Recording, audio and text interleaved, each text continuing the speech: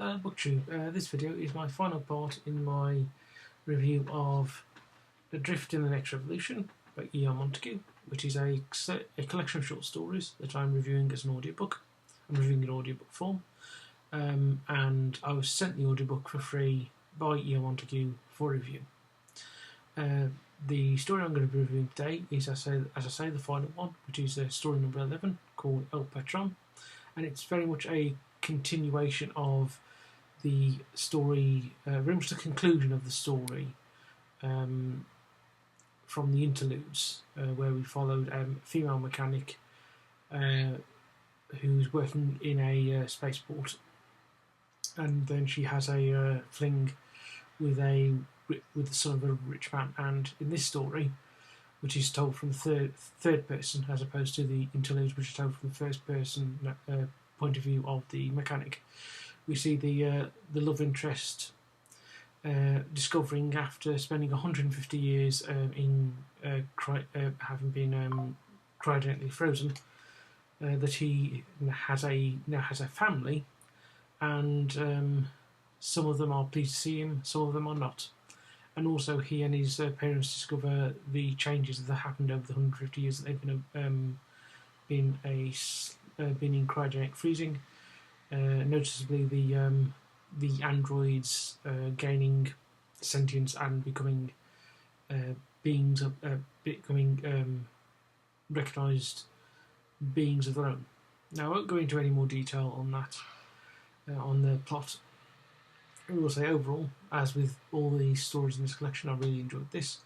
It was nice seeing how people reacted to the changes, and how people had prepared for reacted to the change. Seeing the main character and his parents reacting to the changes over the 150 years, both in terms of what's gone on in the world, as well as the changes within their family, given the sudden discovery of a very large extended family who have done well for themselves, shall we say. And it was also nice seeing the reaction of that family to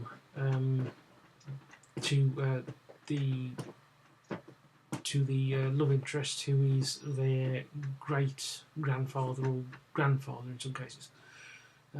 My apologies. Sorry, great grandfather and great grandfather in some cases, and some of them, as I say, are pleased to see him, others are not.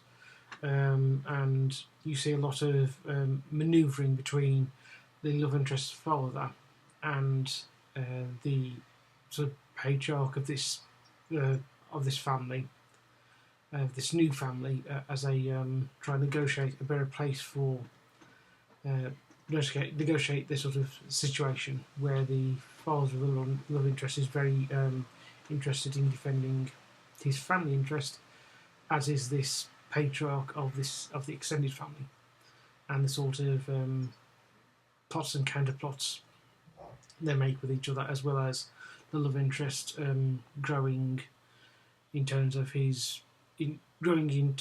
terms of being a man, in the sense he very much begins the book being regarded by his father as being a boy.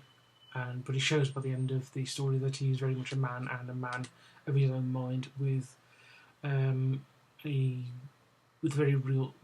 very strong sense of what his future should be and what the future of his family should be.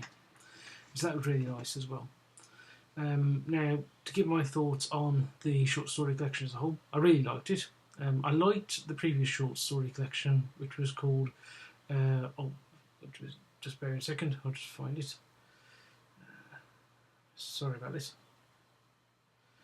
Which was called Heirs to a Flawed Creation. Sorry, I should remember that.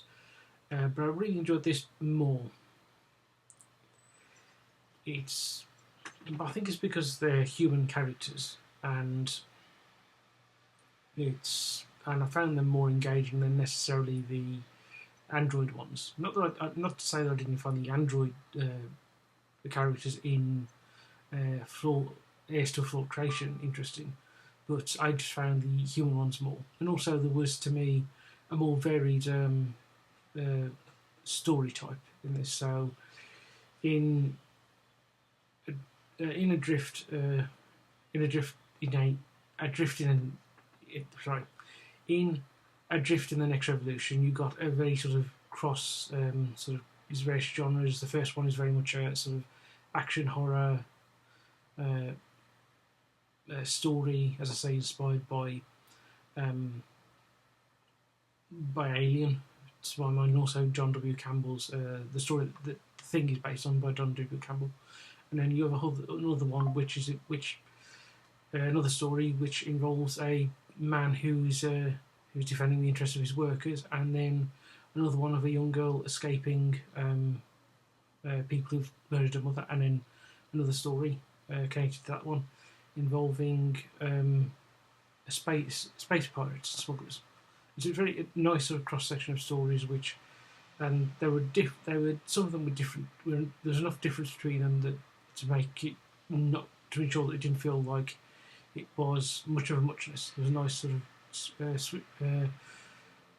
nice sort of change of scenery with each story, which I really enjoyed. And as ever, Montague's great at doing world building, and the characters are great as well. So I can highly recommend Adrift in the Next Revolution by Montague. I can also recommend his previous short story collection, Heirs to a Flawed Creation, and also his fantasy novella To Catch a Witch, reviews of which I have on this channel, and you'll find them in the playlist on my channel, which is named Montague. So with that, BookTube, I'll say goodbye, and I will see you later. Bye.